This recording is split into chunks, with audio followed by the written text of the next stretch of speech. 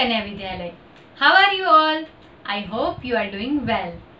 So, today I would like to tell you that imagine you are living in the smart home. And in the smart home, when you just enter, the music plays. When you just step outside from home, the light switched off. So how it will be wonderful that if the technology works like that. So today we will start our lesson with wonderful smart home video. So let's watch it.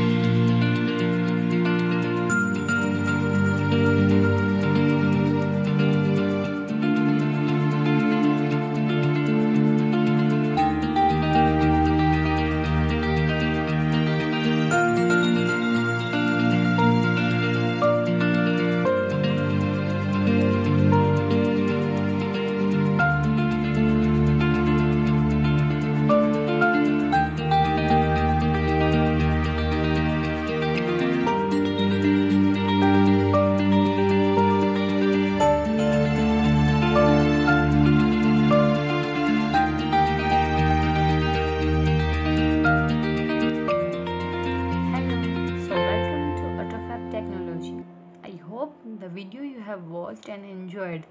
And I might wonder that in your mind, have you thought it that wow, this is the wonderful home. કાશ હું પણ આવા ઘરમાં રહેતી હોય અને કાશ મને પણ આવું જોવા મળે. Yes, it is possible, and all these things is possible due to this AutoFab technology. So today we are going to learn about AutoFab technology. But before we start, let me tell you that why it is there in your syllabus. Because you might wonder that English is a subject, a literature, language, and why they are mingled with technology. કે ભાઈ ભાષાના વિષયમાં આવું technology કેમ નાખ્યું હશે? Because my dear students, you are from 21st century learners who love to have mobile phone, who love to being online, and who love to do the things which is automatically, right? તમને એ બધી જ વસ્તુઓમાં રસ પડે છે કે જે automatic હોય છે. તો AutoFab ટેકનોલોજી પણ એવા પ્રકારનું યાંત્રિક જ્ઞાન છે કે જેને લીધે આ બધું જ શક્ય બન્યું છે.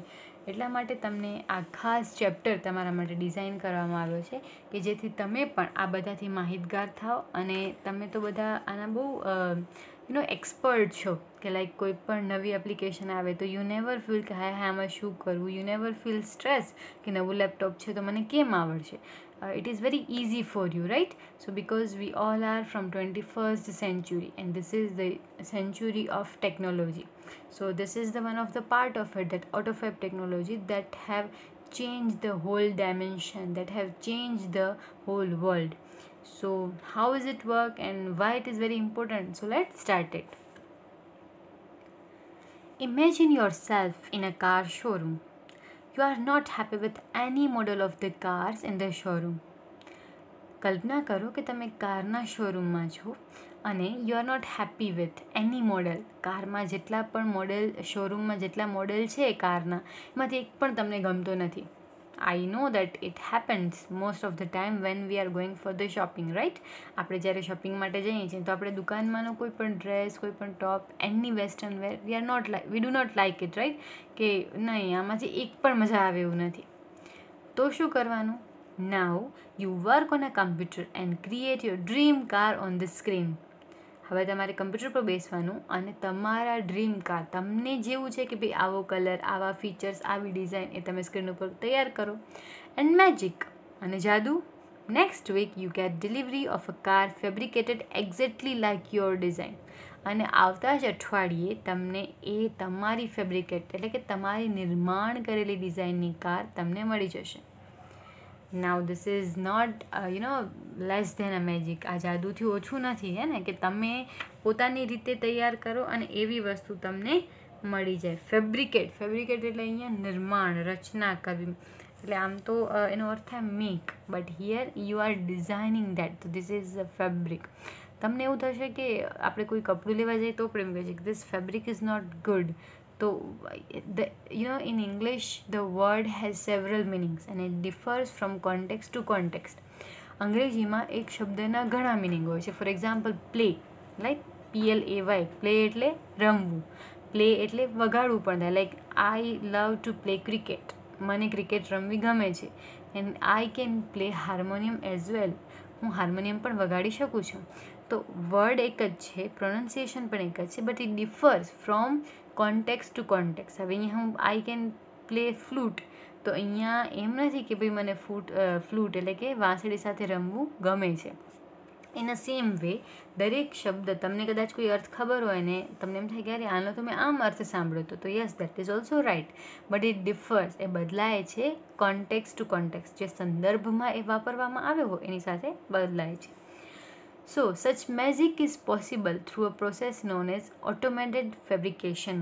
આ જે જાદુ છે કે તમારી ડિઝાઇન તમને જોઈએ એવું અને તમારી ઈચ્છા પ્રમાણેની વસ્તુઓ તમને મળી શકે. ઇવન કાર તો કેટલી મોટી વસ્તુ છે જે તમે જોયું હશે કે ઇવન વિડીયોમાં પણ દેટ ડ્રેસીસ એન્ડ ઓલ, કે મિરર જે આવશે, જે સ્માર્ટ મિરર ઘણી જગ્યાએ આવી પણ ગયા છે. સ્માર્ટ હોમ તો તમને ખ્યાલ જ છે કે તમે જાઓ અને બસ તમે નીકળો એટલે એને પોતે ખબર પડી જાય કે ભાઈ હવે મારા વ્યક્તિ જતા રહ્યા છે, તો switch off the light, play music, and specially V wood love when the mirror is suggesting કે ભાઈ તમને આ સૂટ કરશે, નહીં કરે, તમારું ટેમ્પરેચર કેટલું છે, આજે બહાર વાતાવરણ કેવું છે, તમારે કેવા ક્લોથ્સ પહેરવા જોઈએ, અને કેટલું સારું કે તમને ચેન્જ કર્યા વગર ખાલી મિરરમાં જોઈને ખબર પડી જશે કે આ સૂટ મને કેવું લાગશે, કે આમાં હું કેવી લાગીશ, right.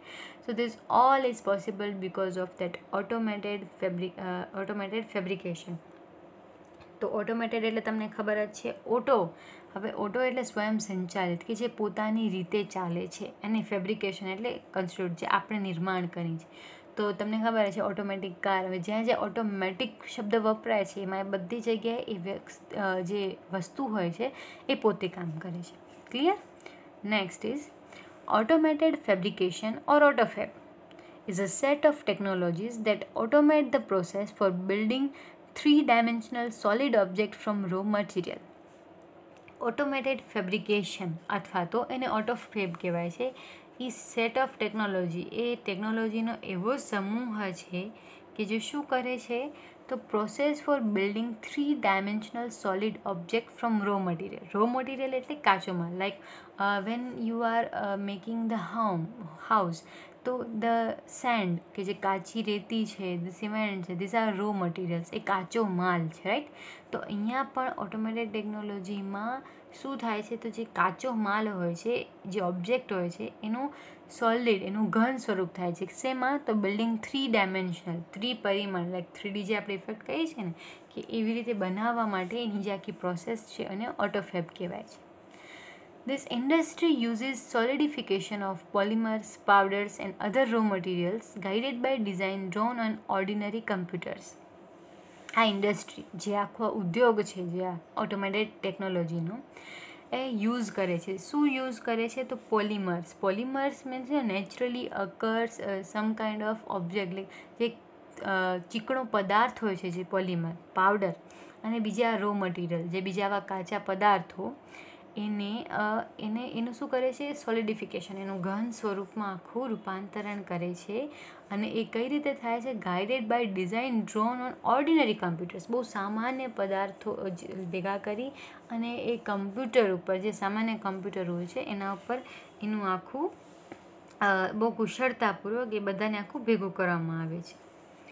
Now, it will be possible for human beings to acquire powers to manipulate the properties of matter.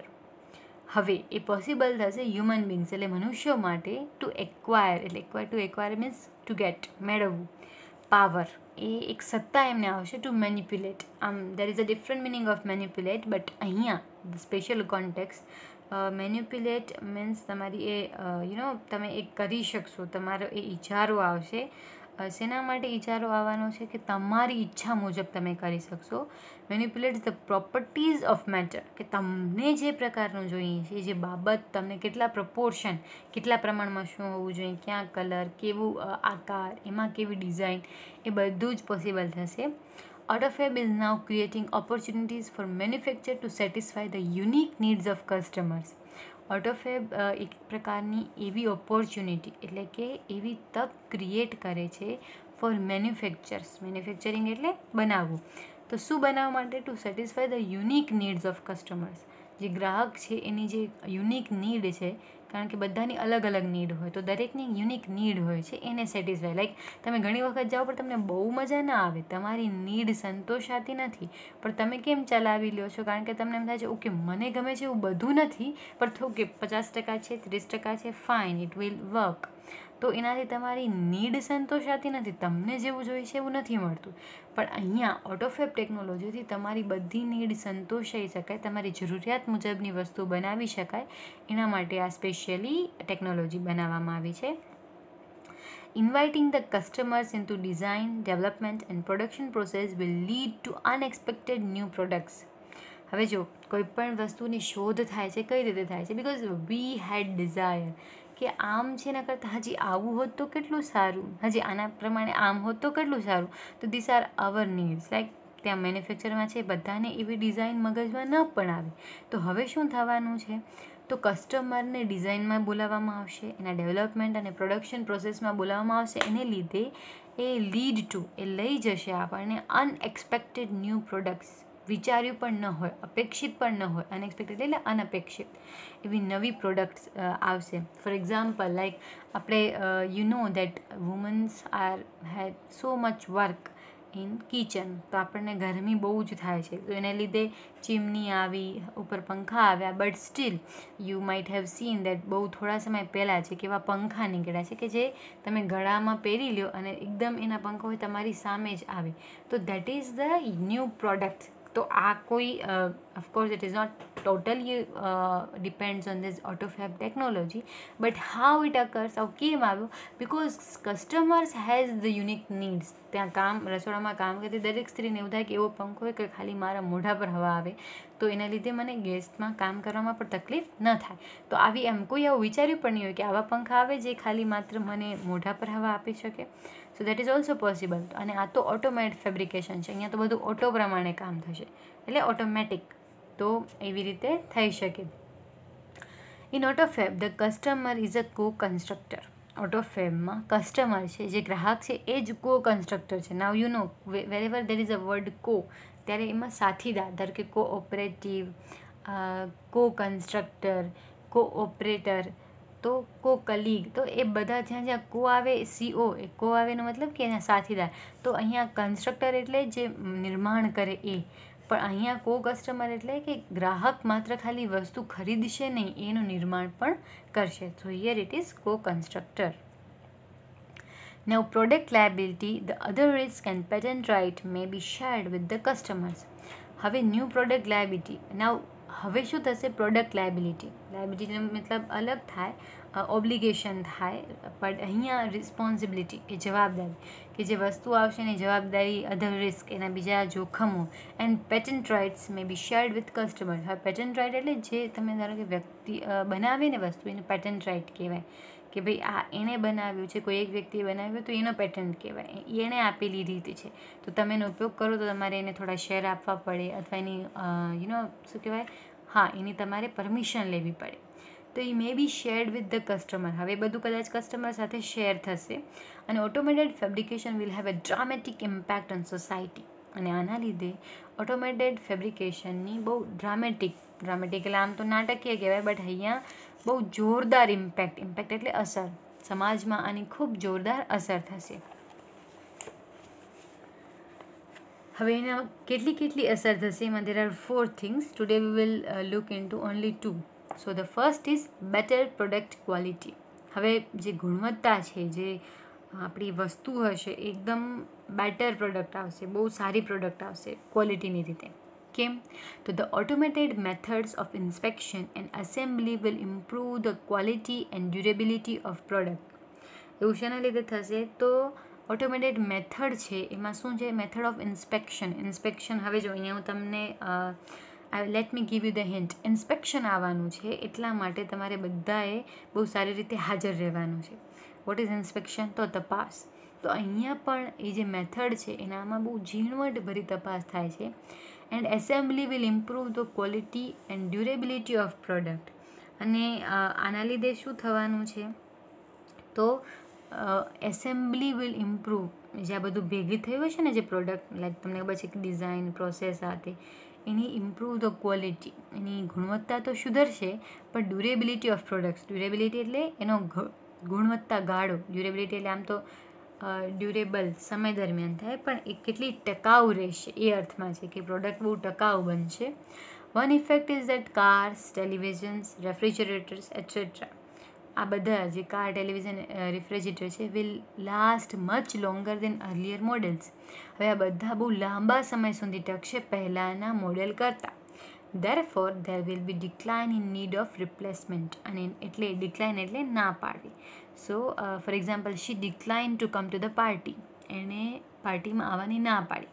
તો અહીંયા ડિક્લાઇન એટલે અહીંયા કોણ ના પાડશે એવું નથી, પણ જે રિપ્લેસમેન્ટ, ઘણી વખત જો આપણે થોડો સમય વાપરીએ પછી મજા ના આવે એટલે આપણે વસ્તુ બદલાવી લઈએ છીએ.